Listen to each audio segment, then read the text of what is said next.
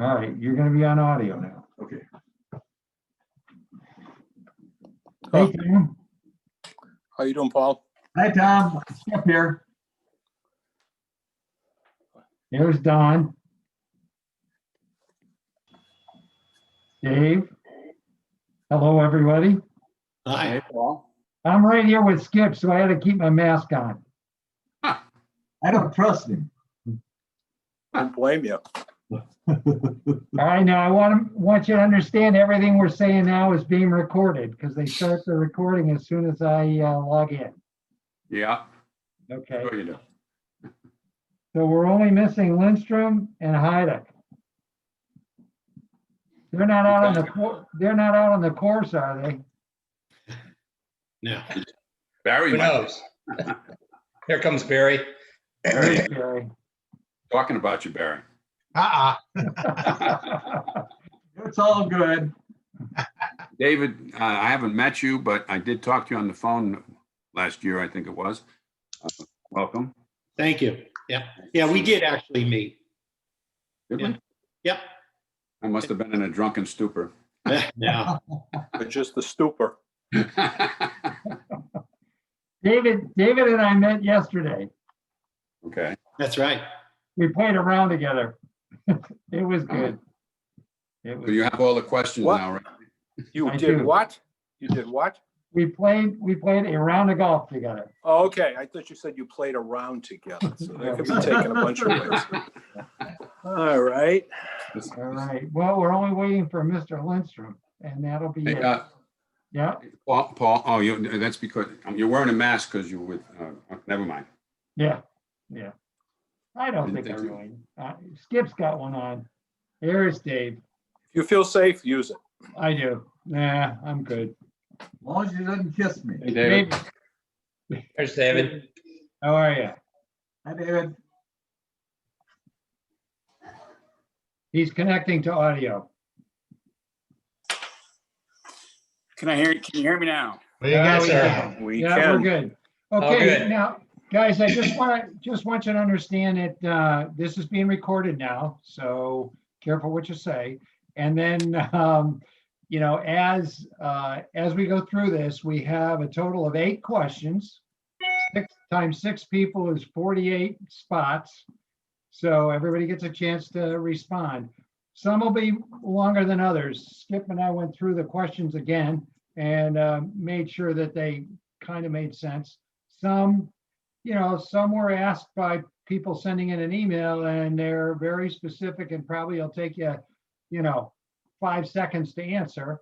The others are a broader type of question and you probably want to talk about it for a couple minutes. So, we'll watch the time and kind of guide things along.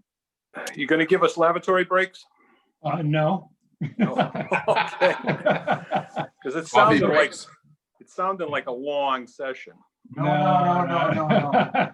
No, there are no lavatory breaks allowed. We don't have any attendees yet, so we're still good. That's good. Kind of talk in general.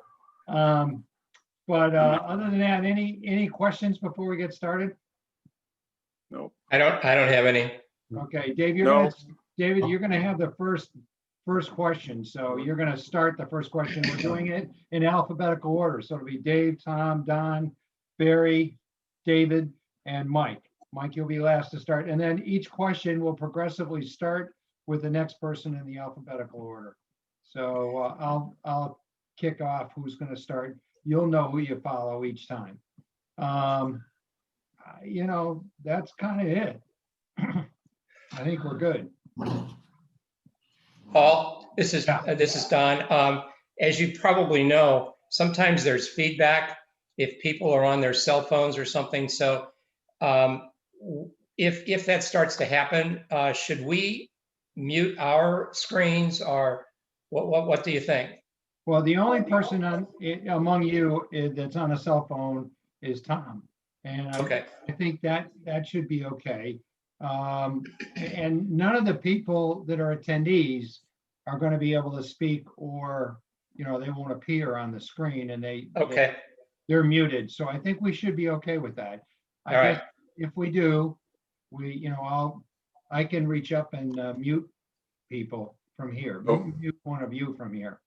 All right. If So we, if you give me, you know, depending on your answer, I might want to mute you anyway. No, I'm only kidding. so you want our cell phones off, Paul? Yeah, that'd be good. Not you, Tom.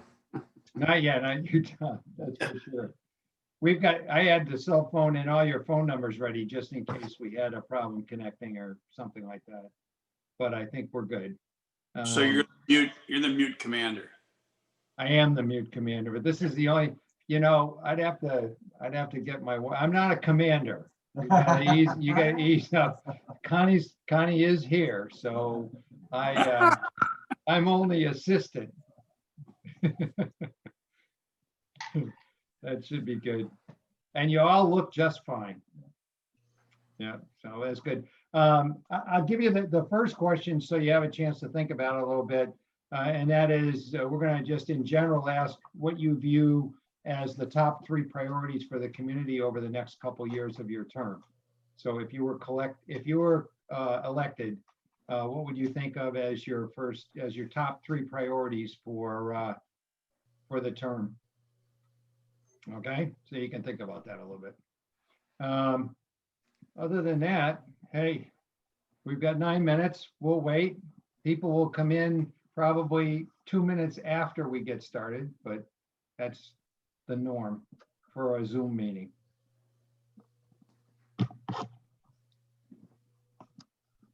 All right. So Mike, how cold is it up there? You're actually wearing a long sleeve shirt, so. Yeah, and I have socks on too.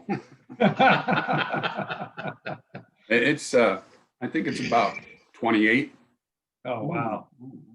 Yikes. That's Fahrenheit.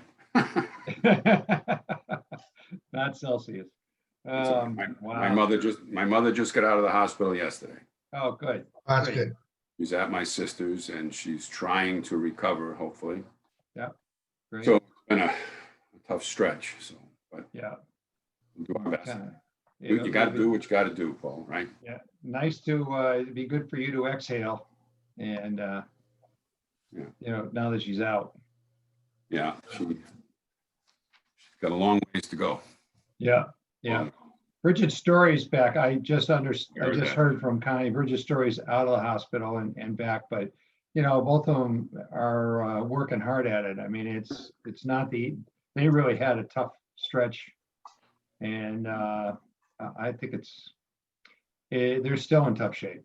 So Their friends assembled a Valentine's Day tree, a white Christmas tree looking thing with little hearts all over it, and as a welcome home thing. So as they said, you know, a lot of people gave them community support and tried to help them. And, you know, it's tough. And we've been talking about this. When 2 people in a household get this, man, that's brutal. yeah, it is. It's hard. Yeah, Horseman's had that for a while too. 5 to 6 weeks with Horseman's. Yeah, it's tough. It's nasty stuff. Yeah. Oop. And if you guys get too rough with me, I've got Skip here to help out. So How's Skip feeling? Skip, how you feeling? Skip never had a, No, I never never had had any a symptom. symptoms, so Get off easy. we don't know. Thank goodness, I'm thankful for that. But we're kind of looking at, it may have been a false positive with Sheila getting a negative and me getting a positive, and living in the same house for 55 years. You'd think if one of us had it, we both would. Anyhow, I was very fortunate, never had any symptoms, and just quarantined, and that was it. Oh, good. We That's all excellent. quarantined. I've got to tell you, it was a bit of a shock when Skip's giving us a ride home from the airport, and we're sitting in the car with our masks on. We did have our masks on, and Allison calls him on the car phone and says, "Oops."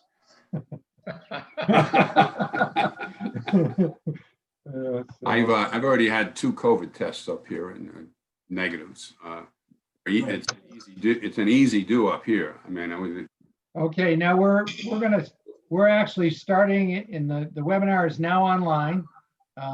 We've got some attendees joining, and we have about 5. Well, let's see. I think we have 5 minutes to wait.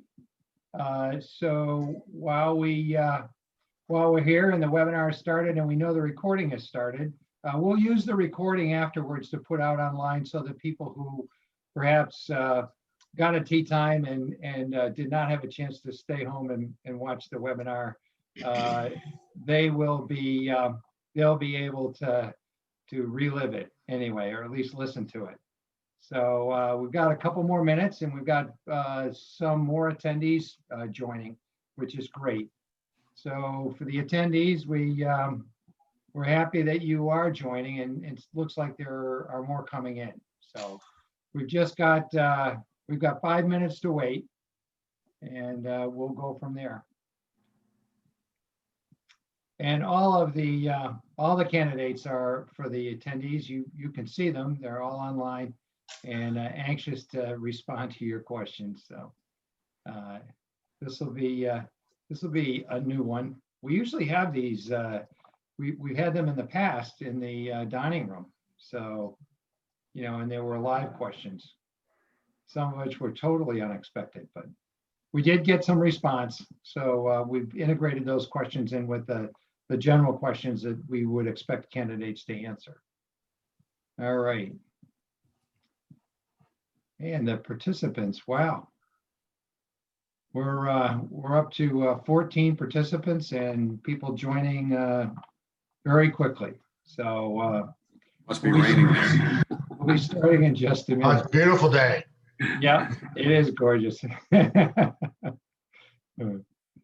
I would, you know, and now that the Dave, now that the competition has started, I can point over my shoulder here, and you can see the trophy from 3 years ago or 2 years ago when Skip and we could have done it, but when Vin and I were lucky enough, and I'll say lucky enough to win. That's great. Yeah, we have a lot of laughs about that day anyway. It's good. All right, we've got we're up to 15 people joining and more coming in. So we will start in just a couple of minutes. It is nice, Mike.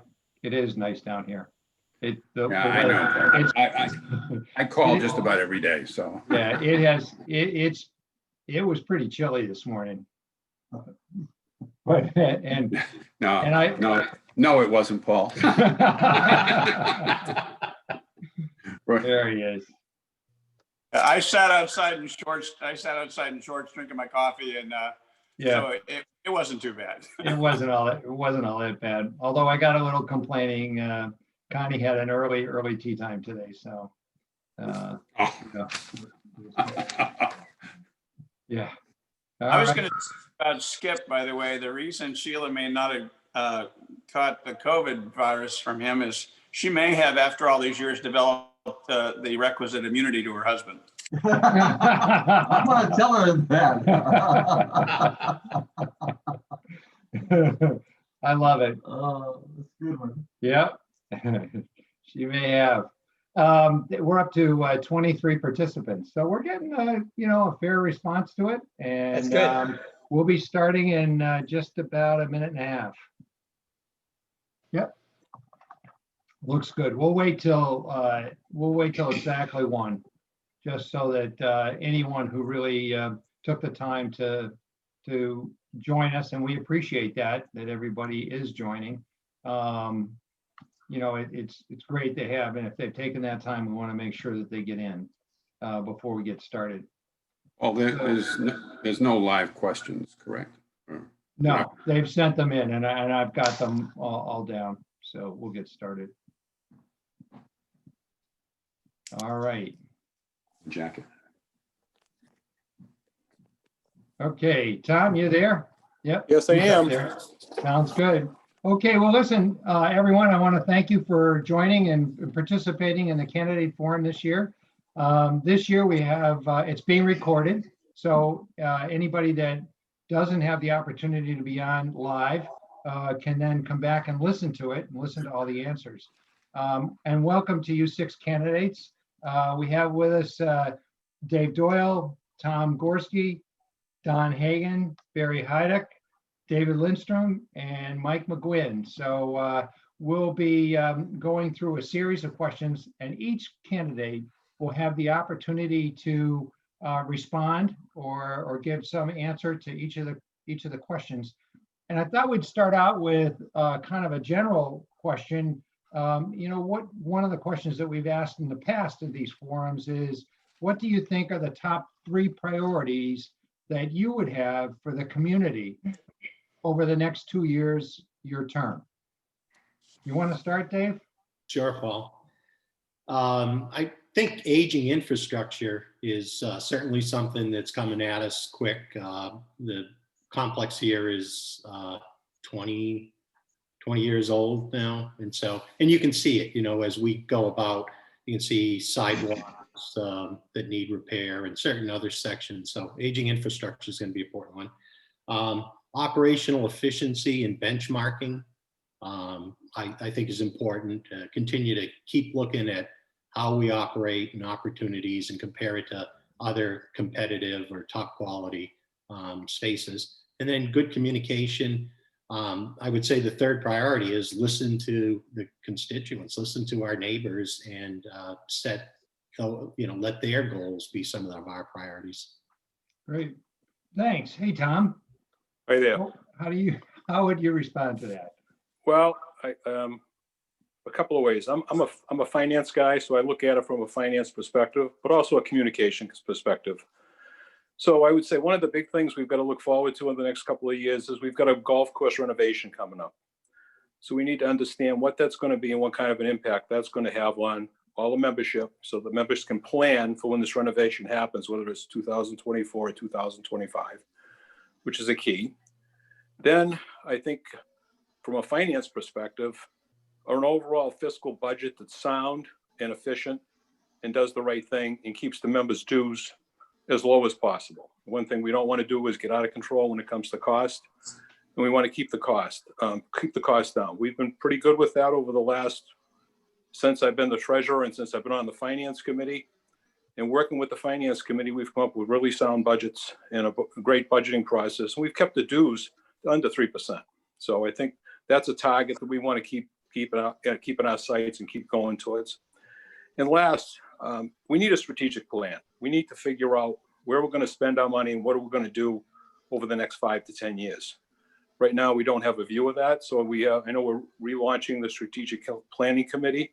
And I think that's a paramount thing to engage the strategic planning committee and figuring out where Forest Glen is going to be. So, I mean, that ties in with Dave's infrastructure thing, but what do we need to do to make sure that we look like a fresh community so we continue to sell 60 homes a year and people can sell their homes when they want to and maintains the home value. So I would say that's the 3 goals that I have and I've had since I started here.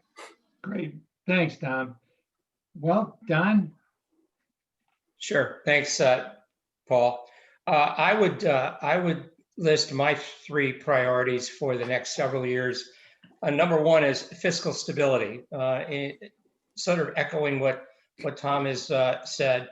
I think that, from a fiscal standpoint, operational stability and as well as member input from that, maintaining our increases at a reasonable level is a real important must. Member satisfaction would be another key point for me. I think that gaining member communications to and from members is an important component of what the board needs to pay attention to, and making sure that our members' voices are heard and that we do our best to meet their needs. And lastly, I would also echo the strategic planning component of what we need to be focusing on for the next couple of years. As the former chair of the Strategic Planning Committee, it's an important committee that looks at, as Dave pointed out, infrastructure, amenities that can, or should, or need to be added. So those are my 3 focus points: fiscal stability, member satisfaction, and strategic planning. All right. Thank you very much. Barry, you want to make a couple comments? Yes. Well, first of all, I think going immediately, I think the main concern is going to be how do we react to the situation we're in now? And how do we then react to hopefully getting back to a normal situation, yet in a safe manner? I think that's something that's going to be very important in the upcoming year is when and how we get back to activities that I know a lot of memberships are anxiously waiting to have happen here. So the main thing I think here is going to be in the upcoming year is how do we come back from this past year and get everybody back to where they were, but yet at a safe safety being still involved. Mhm. The other thing is I think is very important to Forest Glen is keeping this place attractive to new members. We're very fortunate to have 799 doors here with not a lot of turnover, not a lot of people waiting to sell. We're keeping the homes here very attractive, the clubs very attractive. I think that's key when people come here to look for a new facility. We have to make sure this place is attractive and has a future ahead of it that way. And then the last thing I think is going to be very important is obviously, and Tom had mentioned the upcoming golf course, what I'm going to call redo, whatever. I want to make sure that our membership is involved in this situation. This is their course. This is their club. I want to make sure that they have their input. We understand what their wants and needs are, and then put that together with what we can work with within our budget. So I think those would be the three main things that we have to look forward to here in the next 2 years. Great. All right, David, I guess it's your turn. Yes, sir. Well, thanks for having me join this little group, and thanks to all the people who've called in. I'm really pleased by how many people have logged in. It's really great.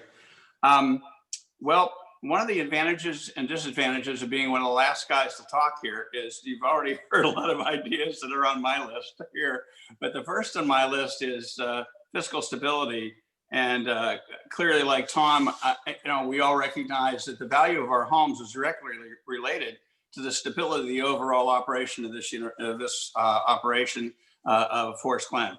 Without a solid management and a good strategic plan, we could be left behind, and that could decrease the value of all of our investments. So that's a priority for me. And of course, as many of you might guess, the public health and safety issues that we've been facing this year continue to be a very high priority for me, since that was a big part of my career. I see that Barry's right. Things are going to be changing. The problem is, I don't think they're going to be changing fast enough to suit all of us. And I made 400 calls yesterday to try to get an appointment for a vaccine, which is just one small slice of the problem that we have here. When other people in other places where there are smaller senior groups perhaps are able to get a vaccination scheduled. So we have those challenges, and how can we work with the Florida Department of Health and the Collier County office of that unit to maybe help our members find an easier way to get vaccinated. And last, I agree with the previous statement about strategic planning. We have an issue where we're going to be facing a lot of things in the next 10 to 15 years. Our population here is aging. A lot of us bought in here 15 years ago or so, and we're all changing in our expectations and needs, but the next group of owners might be younger than us, and so we need to be ready for that, and we need to keep our club sharp and ready to go to meet those needs. Great. All right, and last but certainly not least, our current president, Mike, would you like to comment on that top three priorities? Yes, thank Paul.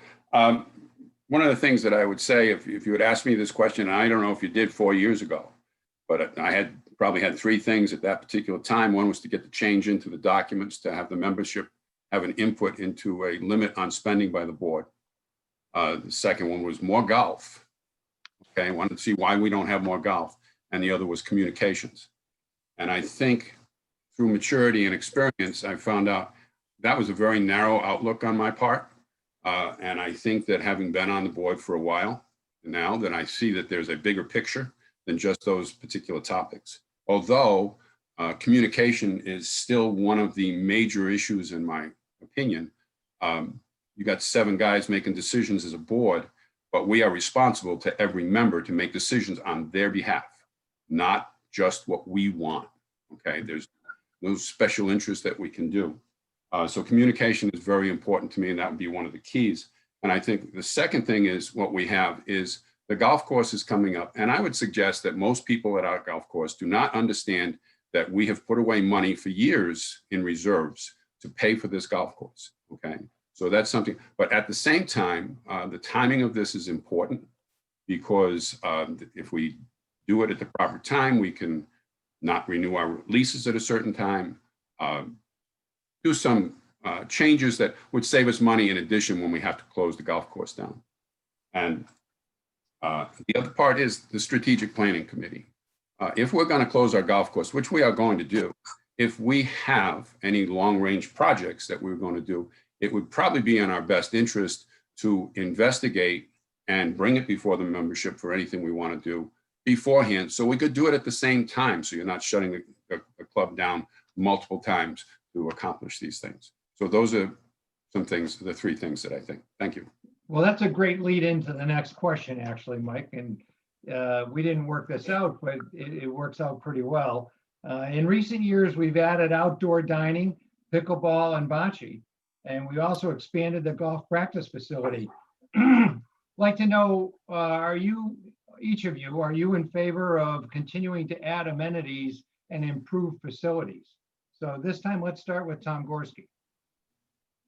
Well, I'm on board with what the membership would like to do. That's why I think we need to understand what the membership needs through the strategic planning committee, and then go back to the membership to figure out if it's something that they want to pay for. Any amenity is going to cost money. And I mean, I've always heard, we've discussed over and over infinitum about a gym, putting a big gym in it, doing something like that. That's going to be $1 million investment. Where do we put it? So I'm up for adding amenities, but it's all got to do with, does the membership want the amenities? Do we need the amenities? And do they want to afford the amenities? The other thing too is we just have to maintain what we've got. We've got a lot of infrastructure here, and we do reserve for everything. But again, maintaining what we've got is a key component to the attractiveness of this place. So adding new things is great. And again, it's all around with what the membership wants. It's not what Tom Gorski wants. Got it. Don, do you want to comment on it also? Yes. Do I think we should add amenities? I think that additional amenities. I think we need to listen to the membership. Again, as I mentioned, I was a former chair of the Strategic Planning Committee. And what we did is we listened to the community. We got feedback from surveys. We got feedback from a consultant who looked at the total campus and what could or could not be done. And what came out of that were the pickleball, the bocce, the new practice range. And those were 3 top priorities from the membership. So we listened to the membership. The Strategic Planning Committee efforts going forward are very key to new amenities and listening to the membership. Okay. Barry? Yeah, I obviously would back everything that's being said. I think communication on this is very important because I don't think a lot of people understand that, yeah, boy, a new phys ed center would be fantastic, but anytime we add a building, we've got to add parking. And the trouble is we're so landlocked here that, yeah, there's a lot of things out there that I think the membership would love to have, but we have to let them also understand how landlocked we are here at Forest Glen. And that eliminates a lot of our super projects that everybody would like. I think we all like to have champagne on that beer budget. And that's the thing we're going to have to keep an eye on is keeping everybody in mind that we're on a beer budget and we'd love to have that champagne. But I think communication on this is going to be key to let them know that if we do something we're landlocked, so that we don't have a lot of room to do a lot as far as expanding. Yeah, yeah. I do like a little Chardonnay instead of the champagne, but that's okay. How I about like that David? champagne on a beer budget, Barry. I like that. That's a good way to put it. My dad used to say that. So, What do you think, David? Well, I'm certainly in alignment with all the rest of the gentlemen that this is a decision that the membership has to fully participate in. One of the things, caveat I'd like to throw in is, I think the benchmarking that was mentioned earlier and gathering some information about how we are and what the territory looks like as it relates to those kind of amenities is important. But what they cost and what the long-term cost is, because when you build something, it's just not like you just build it and it's done. You have an ongoing maintenance expense and an ongoing service and staff expense. So I think the membership has to be educated about that stuff. We also have to do our own assessments internally. I've heard a lot of people concerned about the capacity of the dining room. Well, this year, 2020 has made that picture completely different, but that, as we all think, will probably change. So we'll be back into a situation with a crowded dining room. So I think looking at other clubs, looking at capacity of our own place, looking at our own infrastructure, giving information to the membership so they can make an informed decision, and then basically anticipating with the strategic planning committee what's coming so we can anticipate future changes and build amenities that make sense and that we can afford. Sounds good, Mike? Yeah, previously, we've gone out, we asked the membership in a survey back a while ago now, at least a year ago, about what they wanted to see potentially at Forest Glen. And we got a lot of answers that came back. Nothing. We love it the way it is, okay? And I think it was right after we had finished the pickleball bocce and the short game.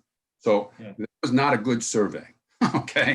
We didn't get any ideas out of that. But one of the things that I think is an important piece is to investigate what the Joneses have, keep up with the Joneses, to keep us competitive, as it was previously mentioned.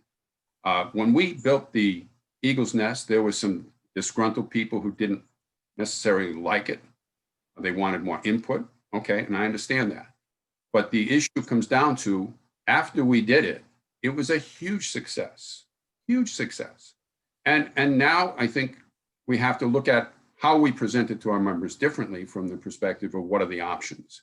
A lot of clubs didn't have an outdoor dining facility, but as soon as we got ours and they heard about the successes, they sent representatives here to witness what we were experiencing, and it was a fabulous situation. That being said, the membership finally relented and said they liked it, but I don't think, now we got to get votes from people and we have to show them why we need things, if we need things, okay? And that strategic planning committee is going to be an extremely important piece of this puzzle. I challenge anyone to go in and take a look at our kitchen for our indoor dining facility. And if you'd like to expand your facilities, either indoor or outdoor, go take a look at the kitchen. They can't handle it. Any expansion would require a change to the kitchen. So these are some things that have to be taken into consideration, as Barry said about parking, but it's more or less how it's presented to our membership, explain to them what we're investigating, not that we're going to do it. They get to say if we're going to do it, but we need to explain to them through our SBC and through the board that what's going to be presented to them. And yes, I'm in favor of doing all of that and trying to get the input from our membership. All right, well, listen, Don, you get a real short question to start out with. We got Don gets. wait, Paul. Oh, you got sorry, David. you're right. You got another person. I forgot about that. I forgot about David. Sorry about it. And you're right there in the middle of the picture. There you go. Let me first say, I think amenities, especially the last 4 amenities, were highly successful. And I think if you look at the core of those, we're a community. We're not just a housing complex. And all of those infrastructure amenities brought us closer and closer as a community. I've met many people involved in some of those, the activities that we put at the Eagle's Nest. And so I think it's a great thing to consider. Certainly, you want input from the members, you need input from everybody. You want the community buying into as many improvements as possible, but I think you need to move forward if you want to continue to be a viable community with improvements and conservatively approach those. Sounds good. So Don, now I'll give you the simple question. How many months each year? Somebody actually sent this in and wants to know how many months a year are each of you in Forest Glen? Okay. I am a full-time Florida resident and spend 6+ months here in Forest Glen. Sounds good. Barry? I am here 12 months out of the year, and if I could be here 13, I would be here 13. I love it. David? Likewise, I'm here 12 months. Yeah, great. Mike? No, I'm a full-time Florida resident, but I'm sitting in Rhode Island right now because of an illness in my family. So, but I spend from basically first week in October to first week in June. Sounds good. Dave? I'm the same. I'm 1st of October to 1st of June, actually late September to early June. June. And Tom? Full-time Florida resident, thank God. And I live here 8 months of the year as much as I can. Yeah, that's great. Okay, so would you guys, somebody put this in and we didn't know quite how to frame it, so we just asked it. Would you be in favor of establishing a cost reduction committee? I guess this person was very concerned about the amount of money being spent, but you might want to react to that. And I think, Barry, it's your turn to be first. Well, that fits right in. We're looking at a champagne price, but now we're looking at beer prices. Now we're looking at cheap beer. So obviously, I think on the whole, we're always doing that. We're always looking at ways to save money at the same time when we start to invest. As someone had mentioned earlier, when we add something, we also have to look at what goes with it. More staff, more parking, so forth like that. And I think this club does a great job of keeping everything very price level and working within our budget. And by all means, if we could go lower, I think we look at all those options and take it from there. And I think the club in the past and will also continue to do this in the future. Okay, David. Yeah, I think any business ought to be looking at the fiscal tracking of expenses and income and deciding how that flow is going and seeing if there's a way to contain costs and not decrease quality. So I think I would not, I think the better way to look at it might be to take a finance committee and ask them to have a subcommittee that takes a look at costs and monitor the flow of the dollars in and out and see where we could maybe be more cost effective and retaining quality for the organization. Sounds good. Michael? Yeah, I'm going to say that, people might not realize it, but we have some of the best finance people around. Tim Craig and Chris Brunke have done a fabulous job, and Tom Gorski as our treasurer. Tom has done a super job. Before he was on the board, he was doing a super job, and he's a fabulous asset. So my sentiment is, yes, we do need to look at cost, and yes, we have been, and it's explained to us every month. They have the finance committee. We haven't gone specifically into these issues, but questions that have come up have been answered tremendously. One of the things that I've learned on the board, there's a lot of misconceptions until you get the answer when you ask the question. So it's hard for people to get those answers. So we're trying to improve that communication level. But I wouldn't be adverse to asking more questions, but forming a committee to it, we could discuss it, I think. All right, Dave. Well, I opened up with, when you asked about priorities, I talked about benchmarking and communication. And I think clearly if we do more benchmarking and we share it with all of the owners, I think that'll go a long way towards monitoring where we are and how our expenditure and how efficient we are or can be. Tom, you and I have talked a lot about expenses, so I'll let you comment on this. Well, we do benchmarking. We get benchmarked every year by our auditors.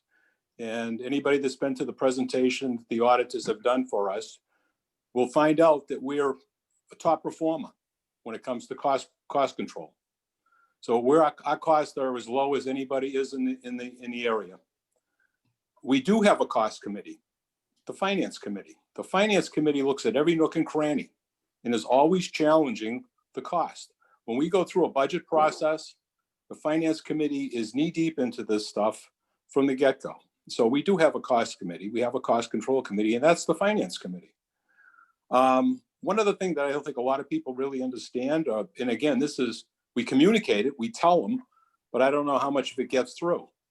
Only 75% of the cost, actually 70% of the cost that you pay, we all pay in dues, are for operational costs. The other 30% is fixed. It's reserves and it's for our cable bill. Those are things we can't control. Those are non-controllable costs. The only thing we can control is the operational side. And operational cost has only gone up like 2.5% a year over the last couple of years. I'll say over the last 4 years. Pretty darn good when it comes to cost control. So we do have a cost control committee. We do have somebody that looks at cost. We do benchmarking. Our auditors benchmark us against, in this down to level of detail, what's our cost of goods from when it comes to food and beverage, what are our number of rounds played on the golf course, what are our costs, how do we compare, what are our dues going up compared to the competition? So all those things are in place today.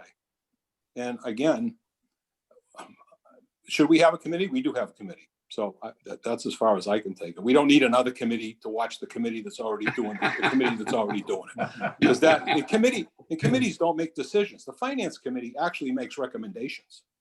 Yeah. And they come forward with recommendations. They recommend the budget. They're in the budget process from the start of September when they do their workshop till it gets presented to the board.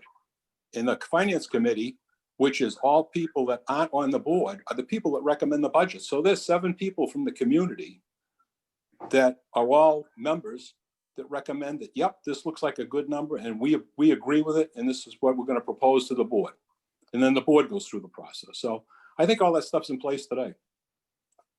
That's Sounds pretty good. much, that's what I like to say. As, And Paul Buca heads up the finance committee. as So chairman of after the, as Would you chairman like of the to say- finance committee, would you I'm like to say feeling a pretty few good words, about your Paul? comments, Tom. Thanks a lot. Well, do you disagree with me, Paul? No, I don't. Yeah. I don't. So Don, you want to make a final, you want to cap this discussion off? Yes, I will. Do we need a cost reduction committee? I don't believe we need to replace what we already have. We have the finance committee, we have management, and we have the board. And with those 3 entities interacting, we have a very, very effective cost reduction, if that's what you want to call it. I would characterize it more as cost management.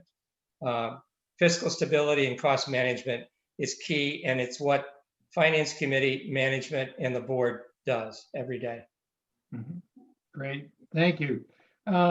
So question number 5 is it's interesting. The key strengths of Forest Glen are its people and its social network.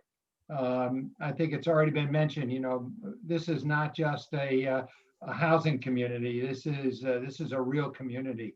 And COVID safety's had a significant impact on the community due to the elimination of a lot of events and activities. How do you think we're going to regain that positive spirit and momentum and, and kind of, I guess you'd say momentum, keep the spirit of Forest Glen going or recapture it, so to speak. So David, you want to talk about that a little? Yeah, I think all you have to do is open the door. We have a group of people that are ready, willing, and able to socialize. And my hat's off to management and to the membership to have made this place as safe a bubble as we can make it. I do believe that and there's a lot of pent up social interest, that's for sure. With the lack of being able to use the clubhouse fully has been a big problem. Thank God we have outdoor eating spaces, which, as many of you know, my wife and I use almost 3 to 4 times a week. And the addition of the pickleball courts and the bocce courts and the practice area to a little bit, but certainly those 2 other amenities opened up social activity for a lot of people here who really didn't play golf and didn't meet other people in a foursome. So those were really critical, really smart decisions that helped and expand our social network. So I jokingly said at the beginning, all you have to do is open the door. And I really think that that's true. We haven't been able to have any dances. We haven't been able to have any buffets. We haven't been able to have bingo night. I mean, I don't think it's going to be a problem if we have one of those and it's safe. I think that's the question. When is it safe? And when do we think that the public health officials give us the advice that, you know, how are we going to have a bingo night with everybody in a mask? That's really one of the challenges we face. I miss that bingo. Okay, Mike. You're very, very good at it. Yeah. Those, yeah. I think the way we've planned things so far on the board, we're looking or hoping that this is going to change by mid-year with the vaccine, budget-wise and club-wise. Of course, year is after peak season, so we know it has to be safe for our people, and I think that a group of people that are on the board recently with Tim, we've done a lot of work in trying to keep people safe. Once we become safe, I know we're a social network. We will just party. If you go back to the early spring when people felt like driveways were the safe place, okay? It was tough. You needed bigger driveways because people wanted to get together. Yeah. Obviously, that's dried up. So you're not getting that social network that we used to have. We will get that back when we feel safe. I believe that. I truly do. I don't think our personalities have changed. I think trying to do it too quickly is unsafe. And until we get to the vaccine and we feel safe, then we can go back to normal. Dave, you want to comment? Sure. First of all, I think Tim has done a fantastic job during this period. His communication has been outstanding. You know, letting everybody know exactly what's going on, keeping them informed. It really adds a measure of safety. So I'm quite confident as we transition from complete protection and isolation to an open community, Tim again will put in plans and strategies that will help when everybody just wants the door open. I think he will still be a sort of a protector and a gatekeeper, making sure that the transition goes as successful as this quarantine period is gone. Sounds good. Sounds good. Tom? Well, I think everything will come back when people feel safe.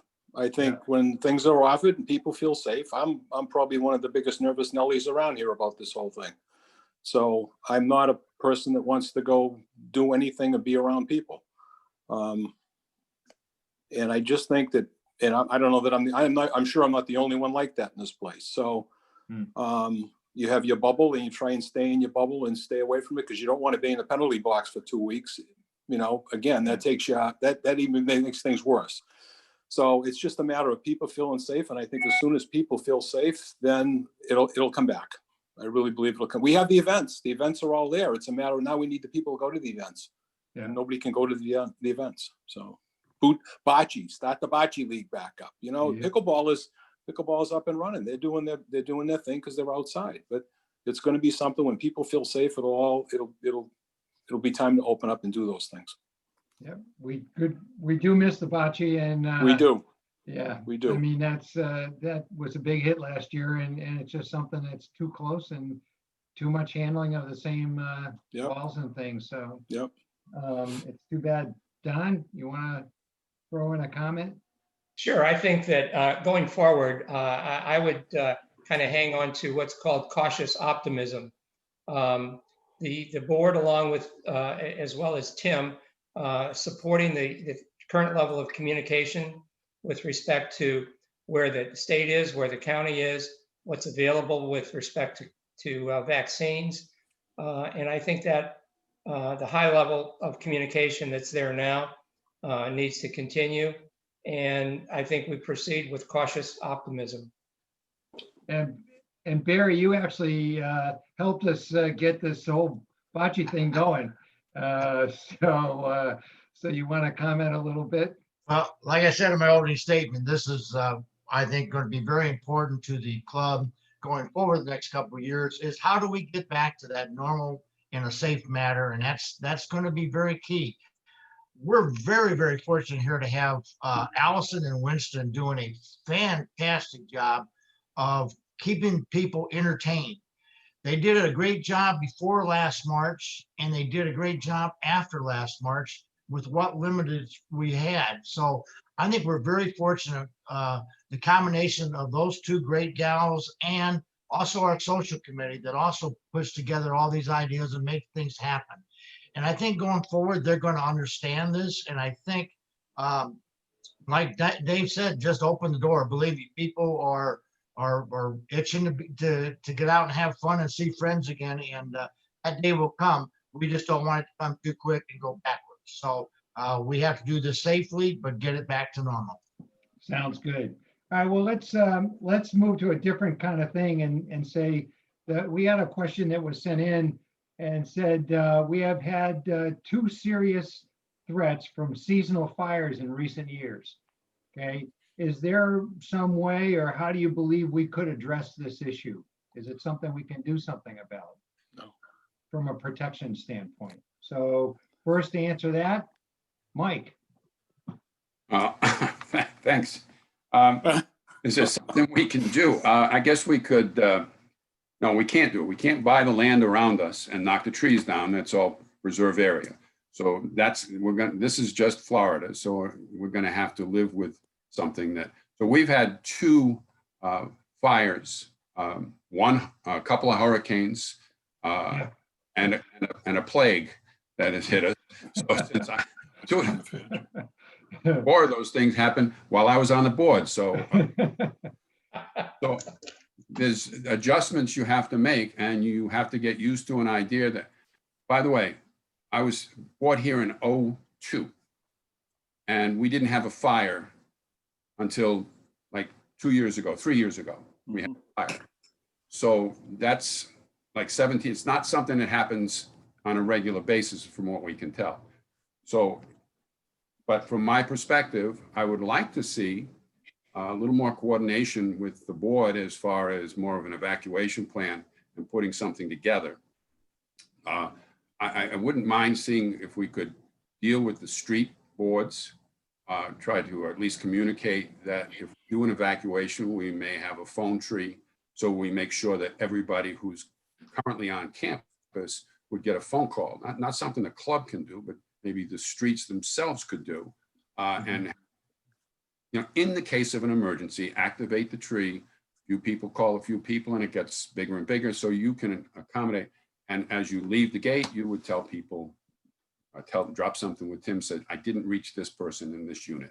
So we would be sure that everybody would be notified of an evacuation. Again, I'm not convinced that we're going to have those on a regular basis, but it could. But more communication between, or at least setting up some ideas to try to eliminate the lack of communication.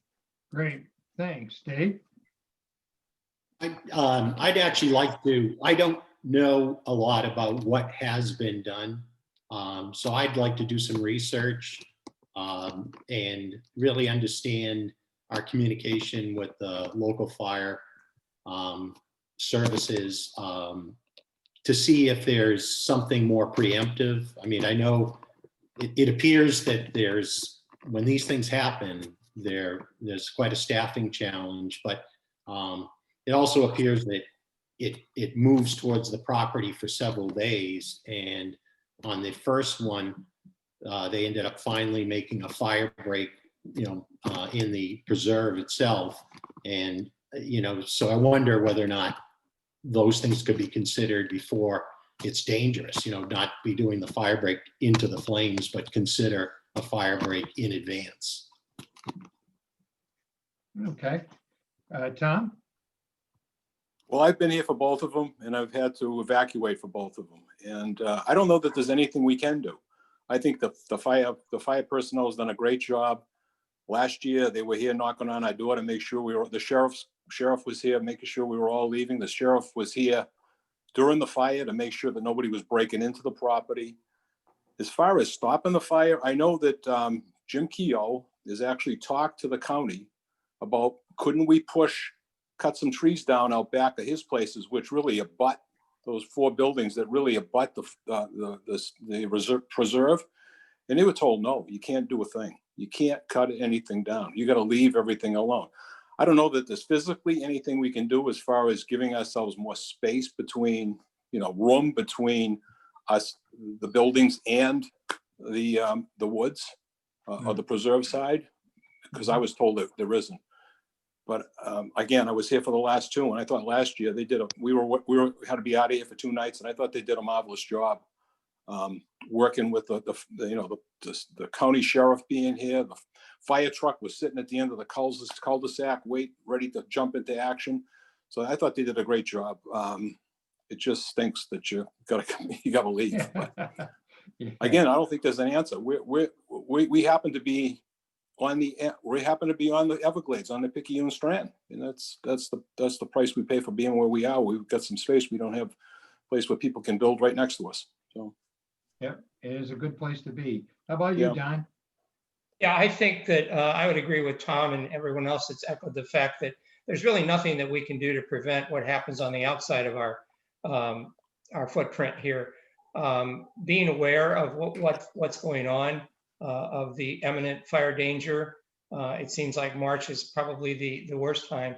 But I think one of the things that management, Tim, has put in place, and with board support, is the I'll call it the text blast. If none of you or none of the people listening have put their cell phone in place with management or listed it on the membership directory, management now has the ability to send out warnings via text messages, which is a really good plus for our community, to warn the community of what's going on or what needs to be done. It's crucial. And I think that's one of the things that the board totally supports and needs, and I know we'll continue to support that effort. But from an external standpoint, I don't know that there's much we can do. Yeah. Barry, you want to comment? Well, I come bearing good news. Yeah. I talked to a friend of mine who happens to be a retired forest fire out on the West Coast. And he informed me after the big one we had here 3 years ago, or I believe it was, that these forest fires are basically caused by the underbrush. And once you have these fires, it takes that underbrush another good 7 to 10 years to redevelop where they become a fire hazard. So I think the combination of the 2 fires we have had around us has hopefully eliminated that problem for a while, because I'm sure if you look at these fires, and that's basically, he's correct in the fact that what's burning is this underbrush. And these last 2 fires have actually burned off a lot of that underbrush, and it will take a while to get. So hopefully we're not going to have this issue at least for another 5 years, I would think. In the meanwhile, it's Mother Nature, and sometimes Mother Nature doesn't listen to me like she should, but we'll have to work with Mother Nature. But I think this gentleman's correct. We should be all right for a while. Yeah, and that's good. That is good news, by the way. I'm banking on it. And David? I think, first of all, my compliments to Tim and the way he's worked with the local fire district. Once these things start, he's meeting with them with great regularity. And I think to a large part, some of the things that he did facilitated the battalion chief assigning a large number of firefighters and equipment to our community. For the first fire, I came home and found water in places I never expected to find water, because they were using their deluge guns right over the top of my house. So they did a great job protecting our property. And they're very expert at determining when they need to deploy that equipment, and when they need to sit on our street, and when they need to start shooting water over the top of our house. as many of you know, I live with a little bit of woods behind me at the 150 mark on 8. And those woods were burning, even though they were clear across the fairway from the fire, which was on the other side of the fairway of 8. So I think that they did a remarkable job. I have been trying to coordinate with both Collier County Fire and Collier County 911 with the Pulse Point situation. And I'd encourage all of our people to enroll in the Pulse Point notification system, because that's yet another thing that can help us track where the fire is in real time on your cell phone without depending upon anybody. So it's a great resource. There's information about that in the main office of the clubhouse. So I'd encourage everybody to get Pulse Point on their cell phone. The text blast situations really helped a lot. I think it was a really smart move of the board and management to get that done and be able to push information out as early as possible. We do have a lot of retired police, fire, and EMS people here. Is there an opportunity to do some sort of a community emergency response group that could help facilitate evacuation and preparedness? Yes. Is that something that we'll need to do going forward? I don't know, but I'd certainly be interested in looking at it. It was what I did my whole career. Sounds good. All right, well, listen, I think we're going to do one more question, and that is really back to the long-range plan. What major elements do you think should be included in a long-range plan? And what projects do you know of that might be undertaken without a community-wide vote, being under $400,000 type projects, which is the way we did the pickleball, bocce, and the practice area. But so again, what major elements do you think should be included in the long-range plan? And which projects could be done maybe without the community-wide vote? So Dave, you want to start with that? Sure. The long-range plan should include the acquisition of additional land. I think if you look, we talk about being landlocked, we talk about the struggle to develop or expand the clubhouse. The answer is in land. That will, you gain, you can actually trade off. I believe you could trade off some of your preserve areas for more banked land someplace else, which would allow you to develop more. So a long-range plan certainly needs to look at land. As far as a project under 400,000, if the long-range plan didn't include some significant clubhouse improvement, I think, I'm an architect. I've developed a lot of properties, and a lot of times we did it on limited land situations, and we were able to carve out and bump out and creatively solve some tight space needs, like our food service location. You know, there are opportunities of modifying just a few feet one way or another and gaining. And I think, so food service is something that needs to be taken a look at. And, you know, I need more time to research that, but there are ways of taking those types of projects and making that improvement under $400,000. Great. All right, thank you. And Tom? That's a very difficult question. As far as the strategic planning committee, I guess it's, what does the community want to see? What do they want to have? So I think of some sort of a survey to understand what are the needs of the community? What would they like to see happen? And then what's affordable? I mean, one thing that we've done and been very successful here at Forest Glen is we do not have any debt. So we're not on the hook for anything. We only have what I call the three-stool approach. We have reserves, we have cable, and we have the operation costs. We don't have any debt that we're paying, debt service that we're paying for. So that's a concern that we don't want to go in a hawk. Do we want to go in a hawk for $10 million to do something? I don't know. That's the community's going to have to make that decision. But for under 400,000, I don't know what we can do for under 400,000. I think the biggest need now is probably the kitchen area, but I don't know that we could do that for under $400,000 if we could expand that. But again, that needs to be all part of us. Do we want to go spend 400 grand on something in the clubhouse that may undo 2 years later by doing a new clubhouse or doing something around the clubhouse. Again, that's all part of what the strategic planning folks would look at. I think I don't know what would be under $400,000 project. I can't see one. I really can't. Mhm. So, I mean, you could spend it, but would it be wasted money? Would it be something that you're gonna, again, if you're gonna do a new clubhouse in 5 years, would you want to spend 400 grand doing a kitchen over and have it torn down 3 or 4 years from now? Again, I can't see that. So I don't have a good answer for that. All right, thanks, Tom. Don, you look like you're getting ready. I'm ready. All right. Go ahead. I would agree with Tom. I don't think that there's anything that we can identify today as a $400,000 or under $400,000 project.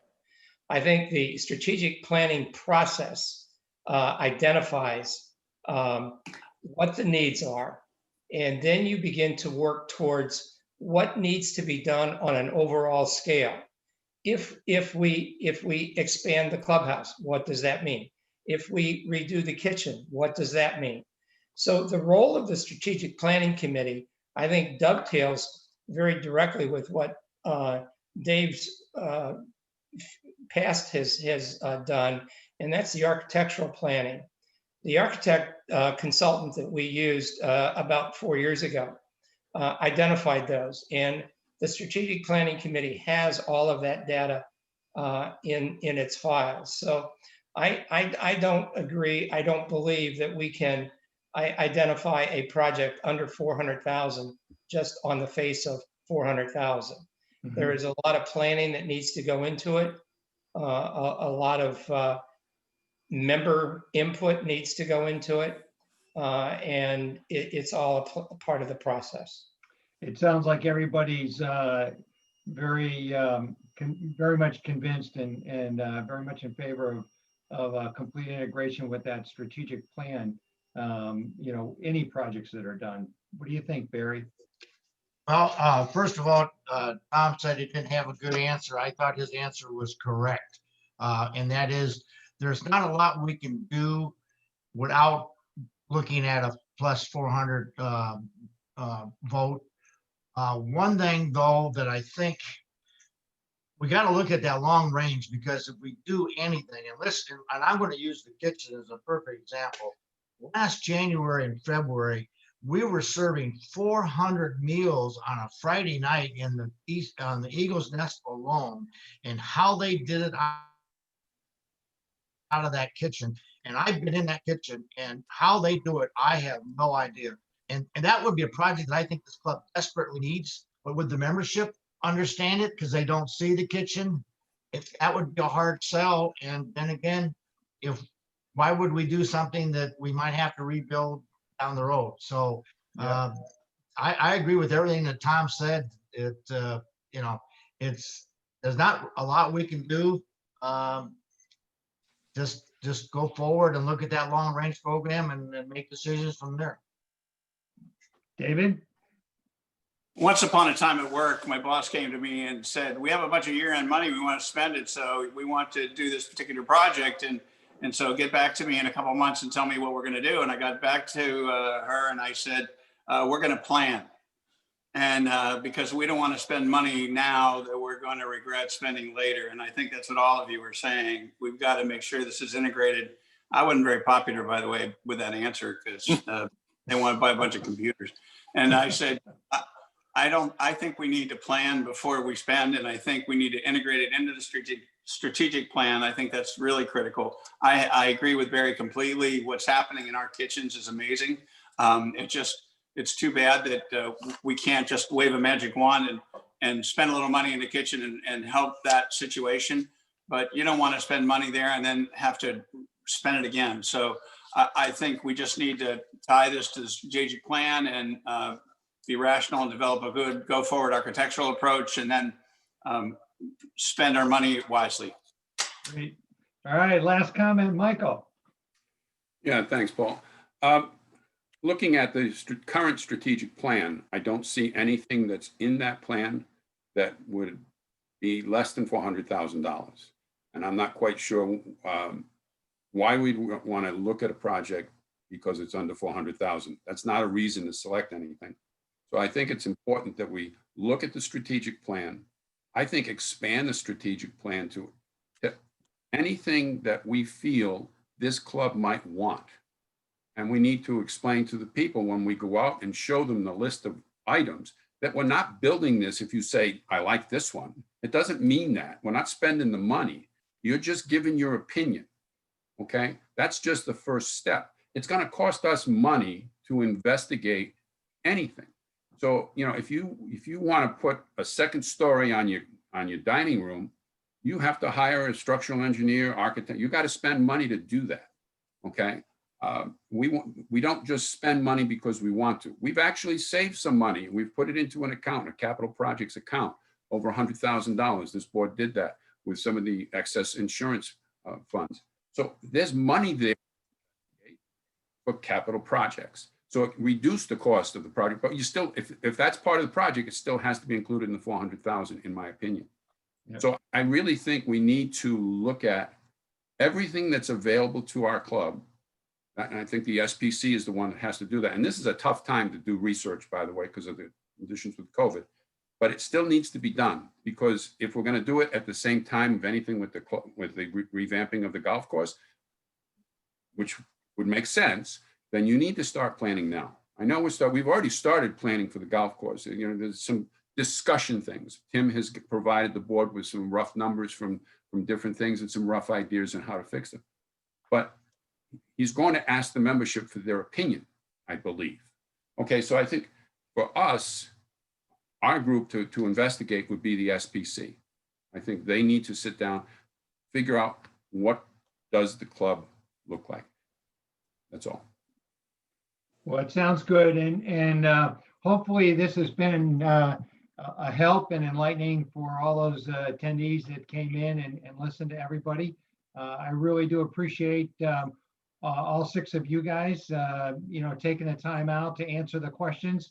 I hope by giving everyone a chance, people got a chance to meet you in a way, and then I do appreciate you kind of putting up with the plotting nature of letting everyone have their say on every question. But I thought it was important for people to be able to see you react and kind of cover a variety of things. So again, to the 6 of you guys, really appreciate it. And Skip? Just a few comments. I'm very impressed with the procedure that we have here with this method of the forum. This is my 10th year of being involved with the master election. I inherited from Gene Saylor years ago. But I think this was very efficient as far as the forum is concerned. I thought it was well organized. I thought the questions were good. I'm waiting to hear some feedback from some of the members of having this on a regular basis versus going back to the old process of having it in the dining room. I just think this is an outstanding group of guys, the 6 of you. Normally, you know, I have to stand there with a watch and, you know, beat my hammer on the table to get people to stop talking. We didn't have that issue today. I've monitored every question. I've got it down by minutes. Hopefully, we can continue to do this type of method in the future. I want to thank Paul for putting this together. He's been the instigator of our online voting, which has been very successful so far. Thank you, gentlemen. All right, listen, thanks to everybody. And this recording will now stop, and we'll put it out online for everyone. And thanks to all of you attendees who came in there. We had at one point, I think, almost 40 people. So it was great. Paul and Skip, thank you. Good job, Skip and Paul. Thank you. Thanks very much. Paul, your name is Allison Petra under your name, so I don't. Yeah. Well, that's my more feminine side. That's your alias? That's your alias? It is.